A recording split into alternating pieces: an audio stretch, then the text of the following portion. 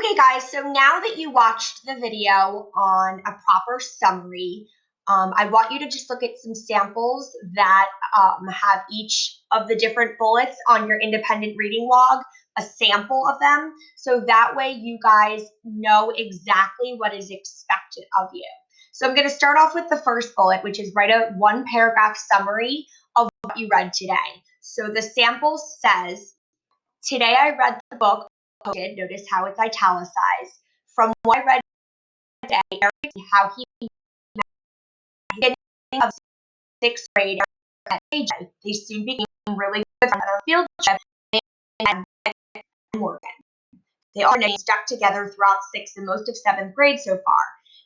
At the end of the page, Vic, who they called D, left a sticky note in Eric's, aka Frost. Okay, so as you can see, there's not too much information. Remember when we work with the applied summary? Summaries should just be the who, what, where, when, why, and how. If you get too many specific details, that's a mistake that you were making. So remember to use our template for you. Okay? The next thing we're going to talk about is, sorry if there's a little bit of a lag. I have a couple of tabs open up at the top. A prediction. It says to write a prediction about what you think will happen in the book. I can predict that Nate will win the prize for selling the most posters. He really wants the first place prize because his original skateboard got lost in a river, and the first place prize was a brand new skateboard. Okay, so as you can see, this person started with the sentence starter. They used periods and capital letters. Make sure that your prediction is well written. Okay. Next one that I'm going to talk about is the quote. So if you look at the bottom, it says choose an important quote and write it down. Explain why it resonates with you. Notice how the quote from the book should be in quotation marks. They'll all stand by you the last breath. Notice the punctuation mark is inside quotation. This quote resonates with me because it reminds me of my life. It makes me think how I feel and people who me. Okay, so and find a quote, your inner voice, go to reading that quote down, and then you just explain why it is one that resonated with you or one that you could connect with, etc. Okay.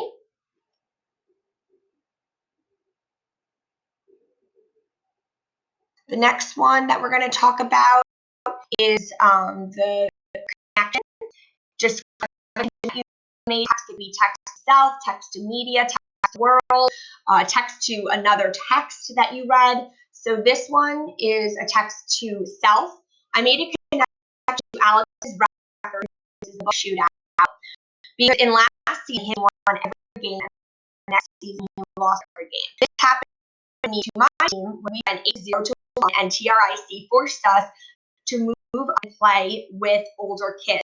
That season, we lost almost every game. So as the student was reading, they were able to empathize. And oftentimes when you read fiction, it is to help people have empathy and, to make connections so that we can figure out the problems that we have in our lives and how to, solve them. So I think that was, a great connection that student.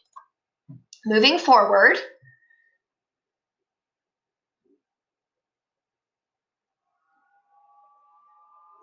this one is words. So if you're reading and you come across any words that you're unsure of, you're going to list 4 of them. And I like how the student provided the page numbers. This is for Eleanor and Park, is her book.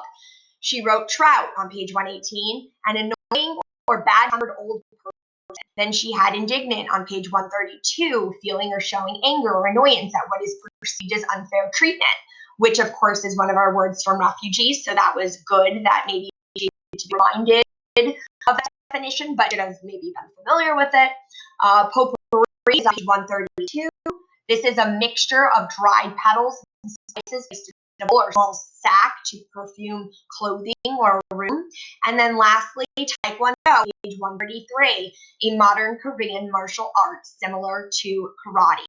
Notice at the bottom, the student noted the page numbers that are read, which is important. Obviously, this person's an avid reader. She read from pages 70 to 144. And just again, make sure at the top you note your book title at the top there where it says Eleanor and Park. Okay, and there's one last one that I'm going to show you, and this applies to the artwork. I wanted to make sure that you guys understand that I really only want you doing the artwork once a week. I don't want you to, do it all the time. So please try to vary your responses.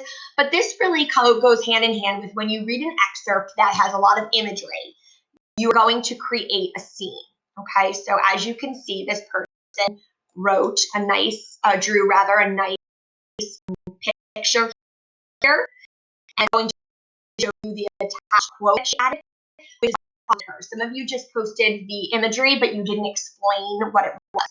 So that's really the purpose of this slideshow, is to get you guys to understand the expectation. So here's the picture.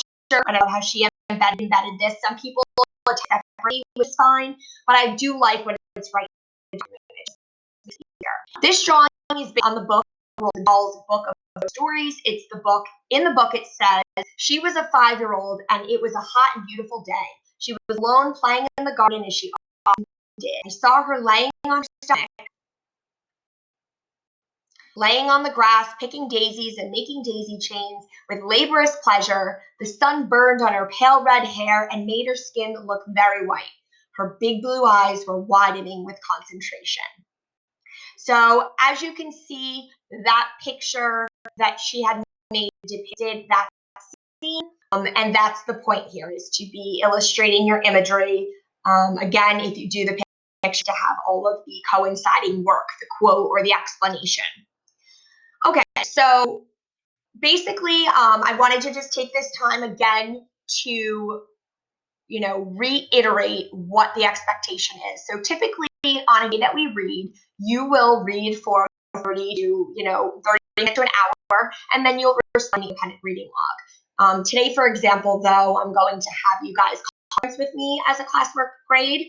So please make sure that you log into Google Classroom right now, into the Google Meet, and meet with me. I'm going to have you guys all stay on mute, and I'm going to call on you to conference. That will be your grade. If you don't show up to the conference, you will get 0 the day. Okay? About this Screencastify presentation, as well as about your book, and we'll be working on your plot diagram chart together. So everybody needs to be there in case I call on you. Then we're going to be talking about your book together. Okay, the rest of the class will be on mute. So this is going to be classwork grade. It's important that you show up so that way you get that grade, which is now going to be 30% of your overall grade for participation. I want to see everyone attempt and try to do the work that's assigned. Okay, so I will see you in the Google Meet once you're done with this. Thanks, guys.